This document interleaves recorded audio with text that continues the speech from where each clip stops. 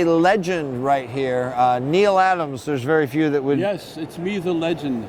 No, you don't. You're the reason realism got brought to the modern art and comic books. Well, I don't know. I don't know that you're the definer of this, or you or anybody is the definer of this. I would say that I came at a time when Congress had attacked comic books. We actually had EC Comics. There was a lot of realism in EC Comics. There was Al Williamson. There was Wally Wood. There was a lot of artists that were doing great work. Yes. And when Congress attacked comic books, basically the Congress drove all these really good artists away, and the people that were left were the people that did the Harvey comics and Archie comics, the DC comics. Timely, which was that really a comic book company? I don't know. Became one. Well, it certainly became one, but wasn't at the time. Sure. I would say it was a minor player. They had six-page stories with sometimes Jack Kirby, sometimes Steve Ditko, sometimes Don Heck, sometimes various guys. Sure. And then they had DC. And the few people that were really good artists at DC, Joe Kubert, Russ Heath, Mort Drucker, I would say they were the top three. Right. And Mort Drucker was a guy who worked in the production room and did Bob Hope comics, and then went over to Mad, and he did some war comic books in between. Sure. So basically the best comic books, quality-wise, realism-wise, were the war stories.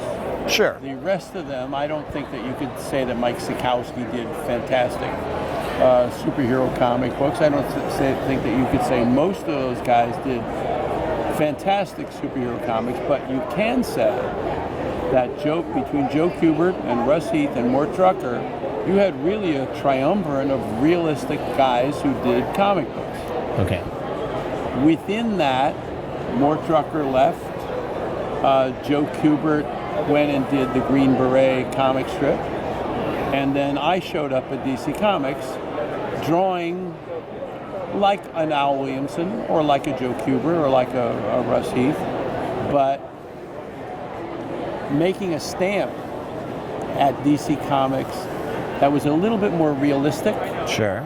A little bit more anatomically correct. Right, like your Batman work. Right. A little bit more design-oriented, page design. So there seemed to be a kind of revolution.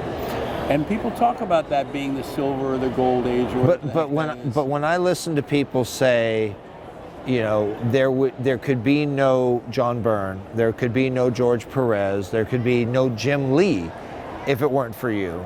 I think that if it wasn't for me, there would be somebody else. I mean, I think that's very nice. But it's very nice to say, but it's very incorrect. Normally when someone says that, it's usually like a step below and then somebody built on their work. Your work stands as an equal to anybody that's ever drawn comic books. I don't disagree with that. But you have to remember that Al Williamson was at EC Comics before that time. It's like we forget our history and then somehow give credit to a guy who's in the middle ground. Yes. But I'm a Marvel guy that crossed over into Batman, so I'm familiar with a lot of your work, but it's primarily your Batman work.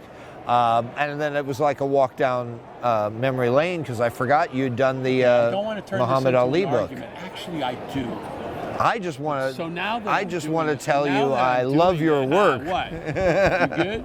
So anyway, the truth of the matter is that when I was coming up, okay, I was competing with Stan Drake, Leonard Starr, Alex Kotsky. And you buried them all. Well, in a way I did, because I was this punk kid who learned everything I could from them and sucked them dry as much as possible. So I was competing with a higher echelon of artists than were appearing in the comic books at that time. Not better than the EC guys who had left because they were driven out. Right. EC was driven out. They did the horror comics, which also included the science fiction comics and all those other comics. So they were all driven away. Even Alex Toth went out to California to do Hanna-Barbera, and a brilliant genius.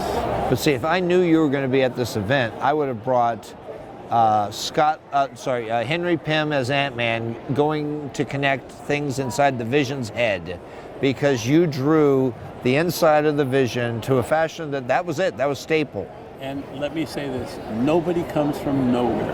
Yes. And everybody comes from somewhere. If you don't, you can't. Neal didn't fall. Neal fell out of the sky from the point of view of comic book fans, and from the point of view of DC Comics and even Marvel Comics.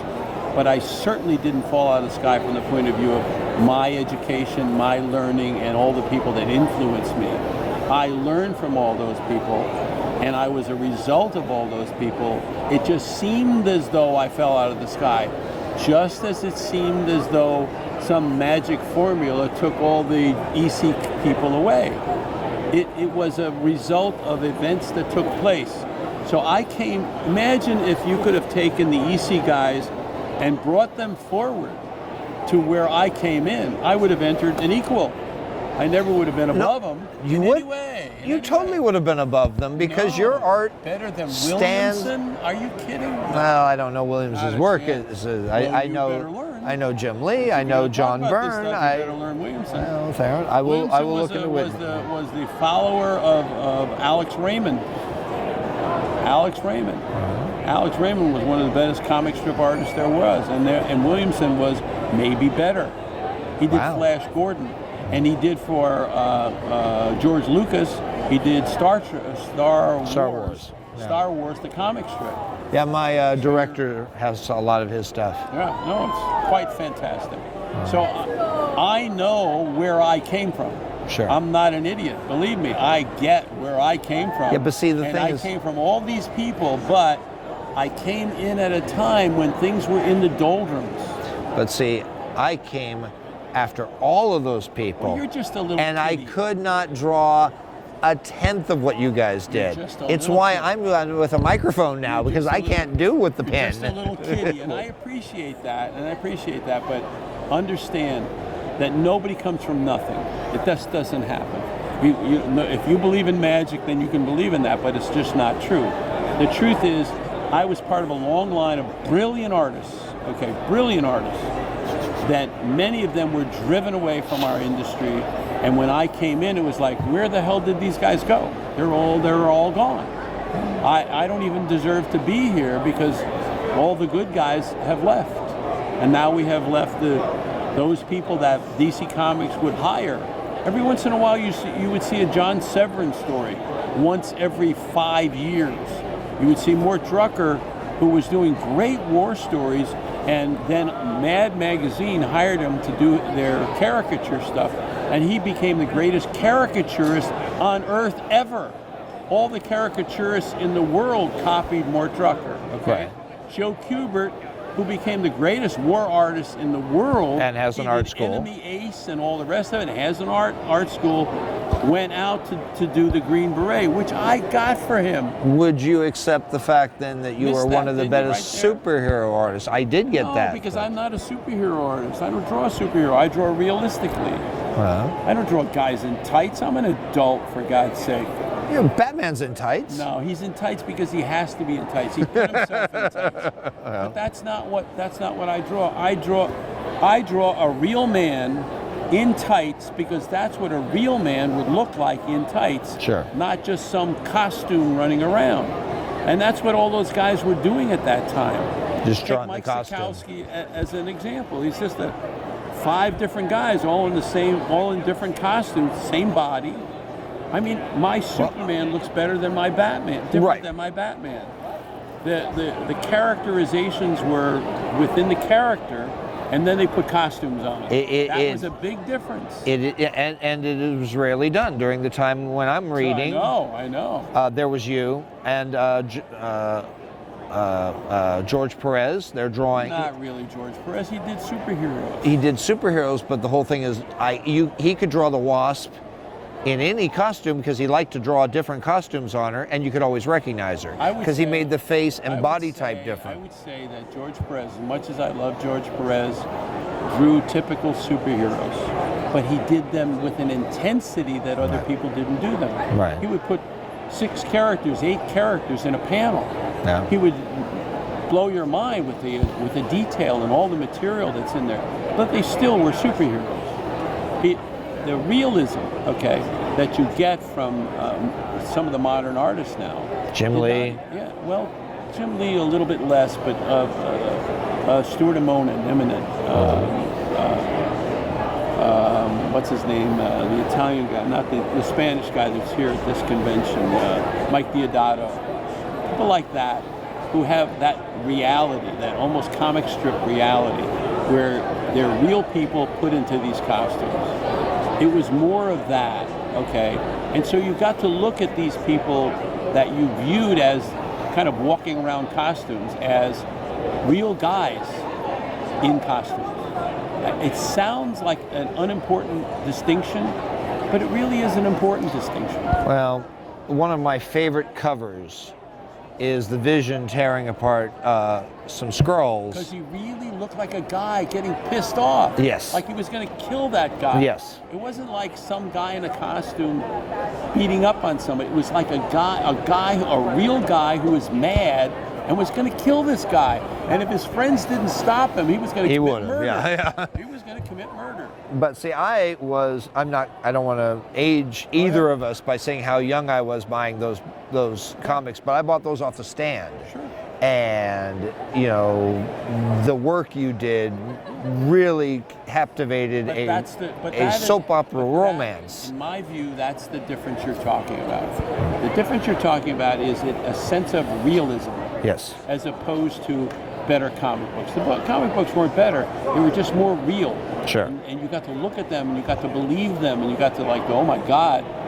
You know, when Ant-Man went into the Vision's body, you really got the sense that there was a guy reducing himself down, going past the clavicle, going past that thing in the middle, and then going down his throat and going inside of his body and going, oh my God, he's in Metropolis. You know, it's not Clark Kent, it's you know, Fritz Lang's, and walking through that stuff and having all that stuff happen, you put yourself in there.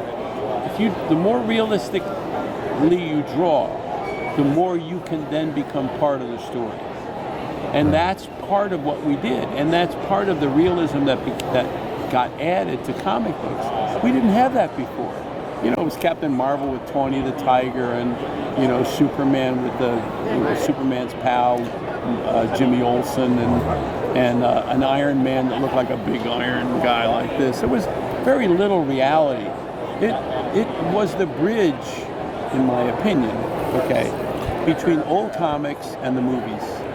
Sure. There's that space in between. It is still a vivid memory to me, as you know, from all that time. I mean, the problem is I have all the stuff recollected in hardcovers and all that. Too bad for you, huh?